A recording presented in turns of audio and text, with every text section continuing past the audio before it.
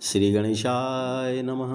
मौर मुगड़बंसी वाले की जय। भीष्म पितामह को श्री कृष्ण महाराज की स्तुति करना और श्याम सुंदर के ध्यान में लवलीन होकर अपना शरीर त्याग करना। सूत जी ने सुनकादिक ऋषिश्वरों से कहा कि भीष्म पितामह ने यह सब ज्ञान पांडव और द्रौपदी आदि से कहकर चतुर्भुज स्वरूप परमेश्वर का ध्यान अपने हृदय में रख लिया और श्री कृष्ण जी की तरफ देखकर बहुत स्तुति करके बोले कि हे ज्योति स्वरूप पर ब्रह्म, आप केवल अपने भक्तों की इच्छा पूर्ण करने वास्ते अवतार धारण करते हैं। जिस तरह आप दया की राह मेरे सामने बैठे हैं उसी तरह कृपा करके बैठे रहो, जिसमें प्राण छोड़ने समय तुम्हारे चरणों का ध्यान मेरे हृदय में बना रहे।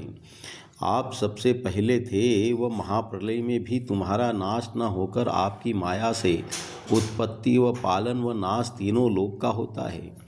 वह आप उत्पन्न होने व मरने से कुछ प्रयोजन न रखकर केवल पृथ्वी का भार उतारने व अधर्मी व दुष्टों को मारने के वास्ते अपनी इच्छा से अवतार लेते हैं।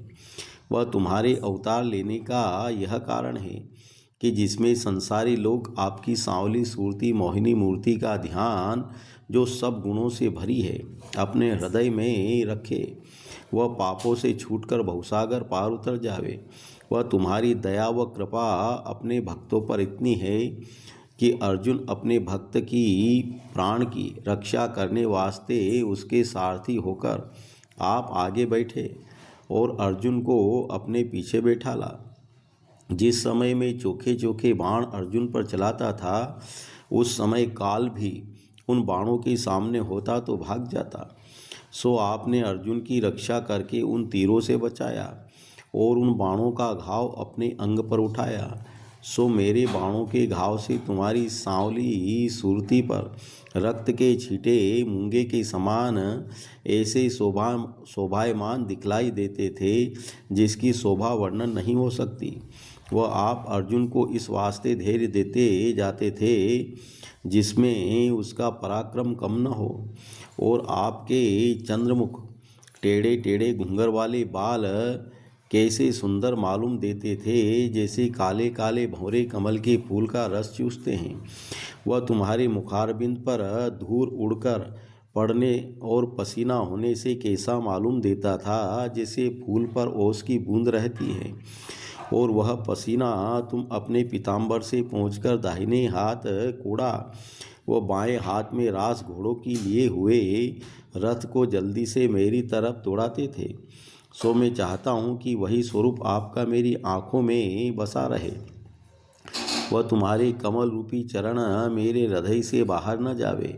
आप अपने भक्तों का ऐसा मान रखते हैं कि महाभारत होने के पहले तुमने प्रण किया था कि हम शस्त्र नहीं चलाकर केवल रथवानी करके शंख बजाएंगे, और हमने प्रतिज्ञा की थी कि जो मैं भीष्म पितामह कि आपको लड़ाई में विकल करके तुम्हारा प्रण छुड़ाकर तुमसे अस्त्र धराऊं।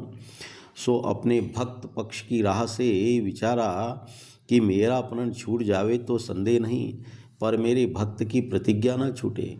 यह समझकर जब मैंने अर्जुन के रथ का पहिया तोड़कर घोड़ों को मार डाला और उसके रथ की ध्वजा व धनुष काट के गिरा दिया, तब आप क्रोध करके उसी रथ का टूटा हुआ पहिया उठाकर मेरे मारने के वास्ते दौड़े।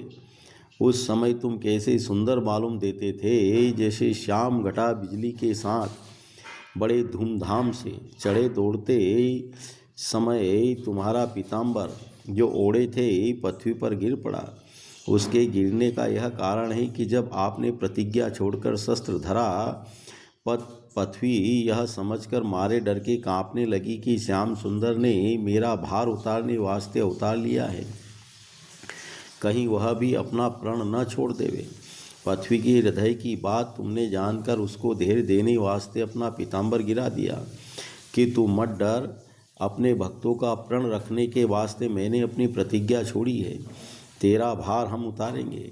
जिस तरह कोई मनुष्य अपनी वस्तु दूसरे के बोध करने वास्ते गिरो धर देता है, उसी तरह तुमने अपना पीताम्बर गिराकर पृथ्वी को धैर्य दिया। और जब मैं चाहता था कि सब सेना पांडवों की मार कर हटा दूँ, तब तुम मेरे रथ के चारों तरफ आनकर अपने अनेक रूप दिखलाते थे, जिसमें मेरा चित्त घबरा जावे। जब मैं अनेक रूप देखने से विकल होकर यह नहीं समझता था कि इसमें कौन रूप सत्य और कौन रूप माया का है, तब फिर तुम अपने निज रूप से रहिकर मेरी बहुत प्रशंसा करते थे। जब मैं उन बातों को समझता हूँ, तब मुझे बड़ी लज्जा आती है और अपने को अपराधी समझकर आपके सामने अपना मुंह नहीं दिखलाने सकता।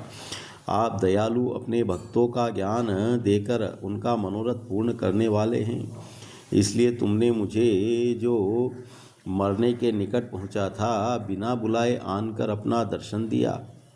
नहीं तो मरते समय बड़े बड़े मुनि और ऋषीश्वर और ज्ञानियों को ध्यान में भी तुम्हारा दर्शन जल्दी नहीं मिलता। किस वास्ते कि अंत समय मनुष्य को इतना दुख होता है जितना कष्ट 60,000 बिच्छू के डंक मारने से एक बार होता है। इसलिए उस समय पीड़ा से मनुष्य अचेत होकर उसका चित्त ठिकाने नहीं रहता। उस समय तुम्हारी कृपा होने से जिसका ज्ञान बना रहता है, वह आदमी तुम्हारे चरणों का ध्यान हृदय में रखकर भवसागर पार उतर जाता है। इसलिए मैं तुमसे यही चाहता हूँ कि यह स्वरूप आपका मेरी आँखों के भीतर बसकर तुम्हारे चरणों में मेरा मन लगा रहे। यह स्तुति करने उपरांत भीष्मितामह ने ध्यान ज्योति स्वरूप का हृदय में रखकर श्याम सुंदर और सब ऋषीश्वर और मुनीश्वरों को दंडवत करके अपनी आँख बंद कर लिया और योगाभ्यास के साथ अपना तनु छोड़कर वैकुंठ वास पाया। उस समय देवताओं ने आकाश से उन पर फूलों की वर्षा की। मौर मुगड़वंशी वाले की जय।